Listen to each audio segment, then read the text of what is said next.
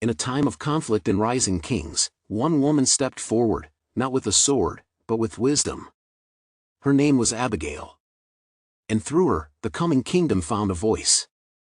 In 1 Samuel 25, we meet Abigail, a woman of remarkable insight and godly courage. Her story unfolds during the years when David, not yet crowned, was anointed but hunted, wandering with his men in the wilderness. David had shown kindness to a wealthy Calebite named Nabal, guarding his shepherds and flocks.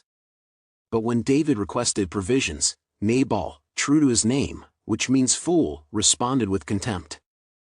The term Calebite carries deep biblical significance. Nabal was a descendant of Caleb, the son of Jephunneh, one of the two faithful spies sent to scout the promised land in the days of Moses, Numbers 13:6. While the other spies gave a fearful report, Caleb stood with Joshua, boldly declaring, "We must go up and take possession of the land, for we can certainly conquer it." Numbers 13:30.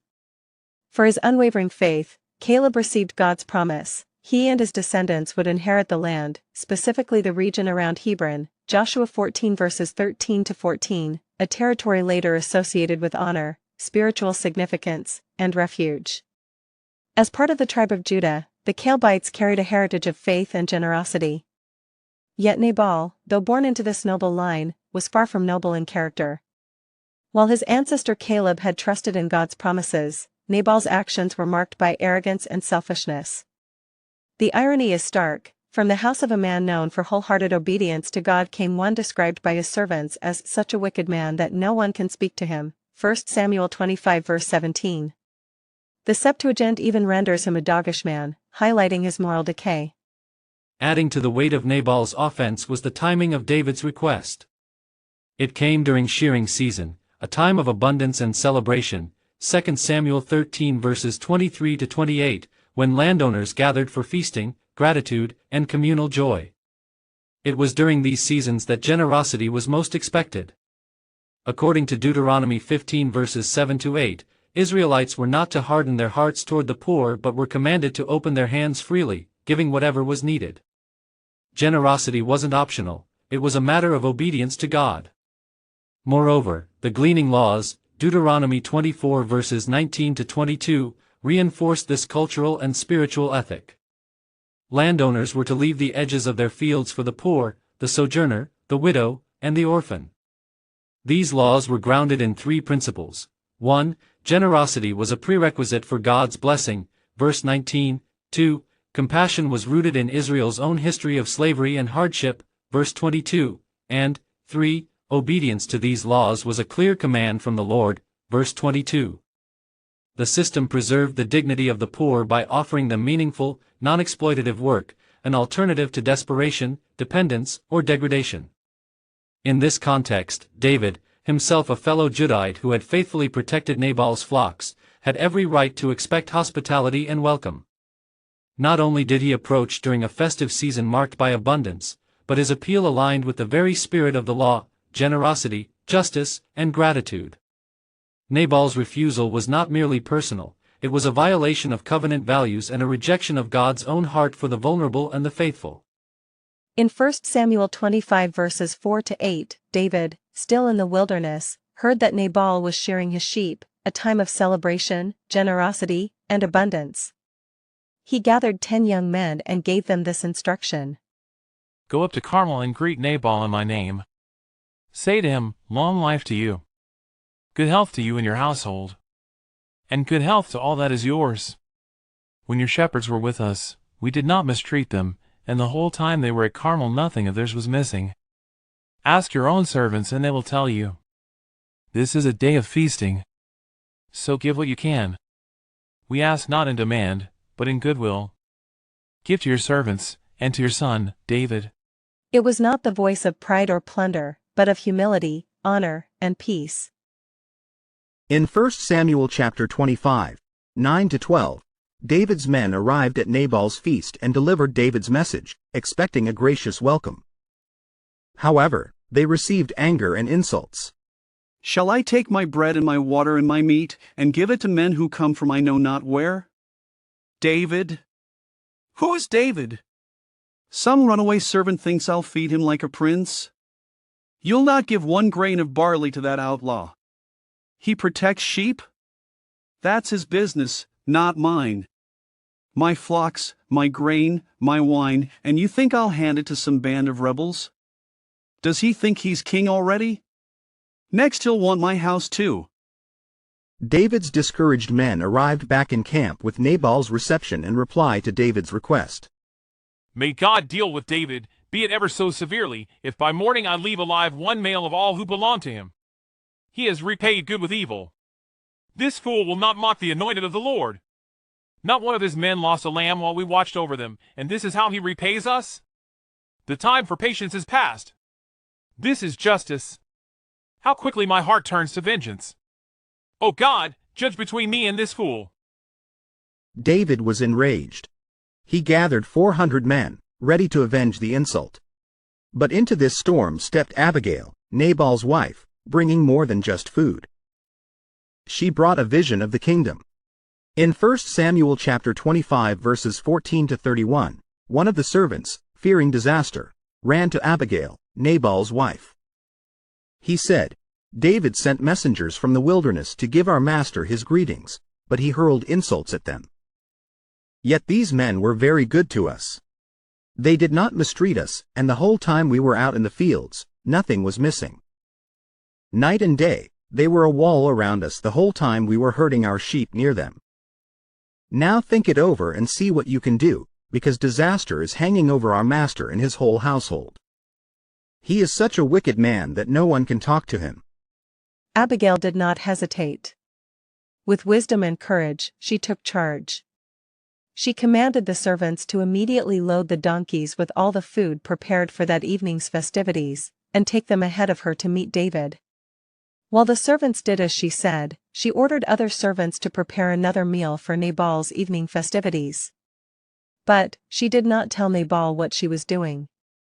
She rode out swiftly, descending the mountain trail, until she saw David and his men coming toward her, armed and angry.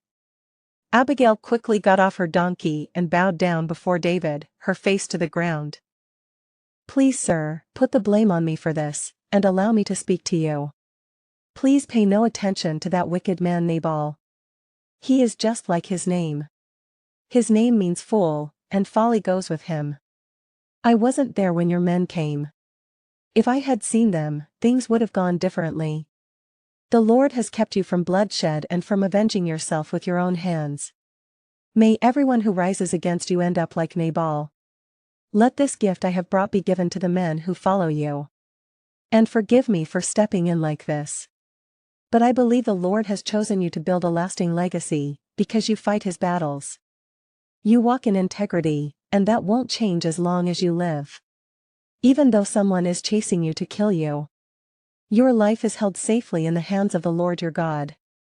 But your enemies? He'll toss them aside like stones from a sling.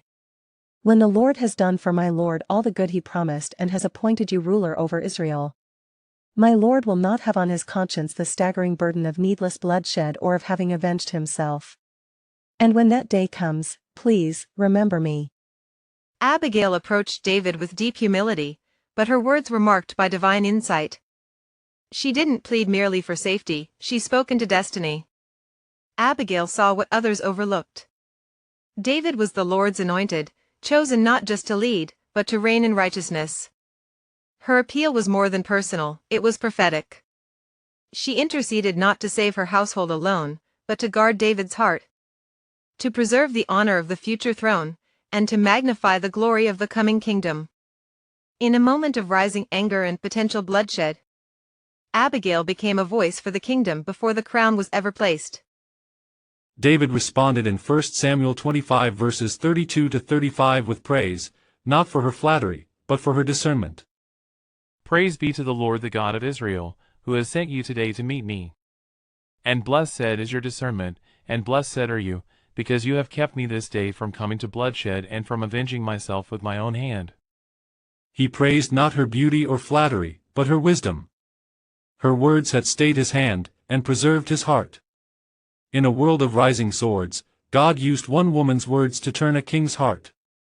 What Abigail preserved that day was more than life, it was legacy. Abigail's actions changed history. She averted a massacre, preserved David's witness, and aligned herself with God's unfolding plan. When Nabal died shortly after this, David took Abigail as his wife, honoring not only her strength, but her wisdom and foresight. She became part of the royal household, a companion to the future king, and a mother to one of his sons. Abigail's story is more than a tale of bravery, it's a declaration that God's kingdom is not built by force alone, but by those who love righteousness, speak truth, and bring glory to the king before his crown is visible. In a world of fools, Abigail stood for wisdom. In a world of vengeance, she walked in peace. In a world of pride, she knelt, yet spoke with power. She is a forerunner of the kingdom. A mighty one, not by the sword, but by the Spirit.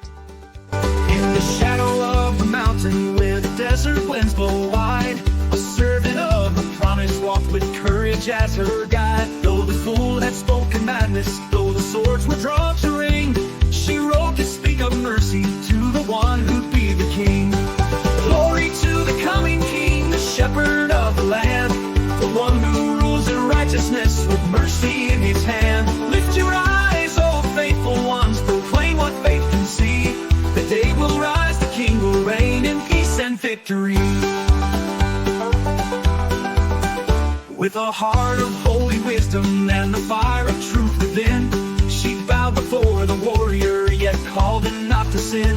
For the kingdom is before you, let no blood its glory stain. Let your crown be marked by justice, not by vengeance or by pain.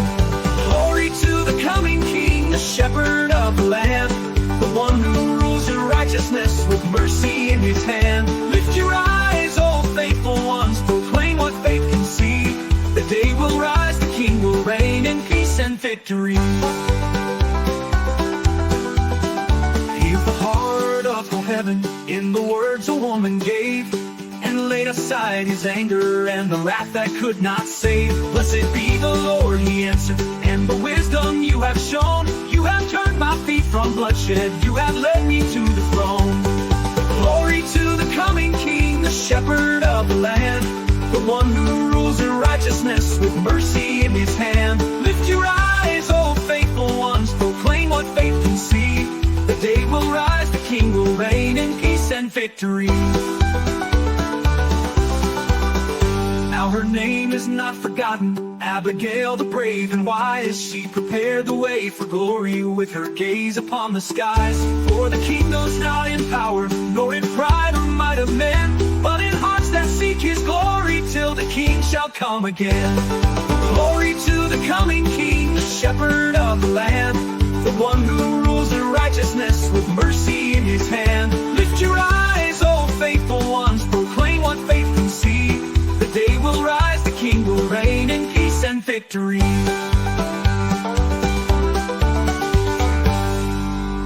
If Abigail's story of courage and wisdom inspired you, please like this video and subscribe for more powerful Bible stories that reveal God's plan and kingdom.